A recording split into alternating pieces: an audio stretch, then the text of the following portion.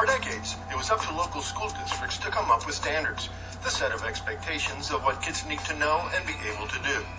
This meant thousands of different sets of standards that varied widely, and experts say, led to disparities in achievement. In the late 80s, a movement kicked off to improve the nation's learning standards, and states took on the task. States generally got teachers together and came up with a set of ideas about here's what kids should know and do in these core subjects. Well, not surprisingly, those standards were literally all over the map.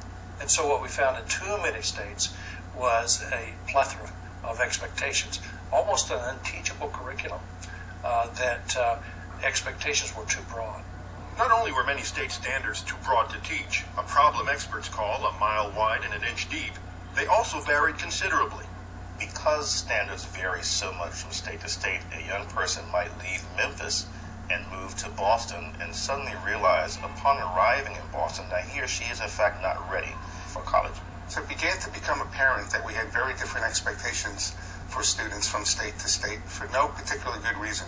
These different expectations in each state presented a problem when the No Child Left Behind law began holding states accountable with tests based on the different standards.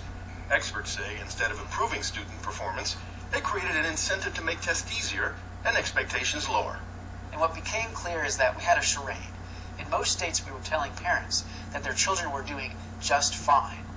They were passing the test. They were proficient, according to the state, in English and math. But then those same kids would go on to college and have to take remedial courses because they weren't prepared at all.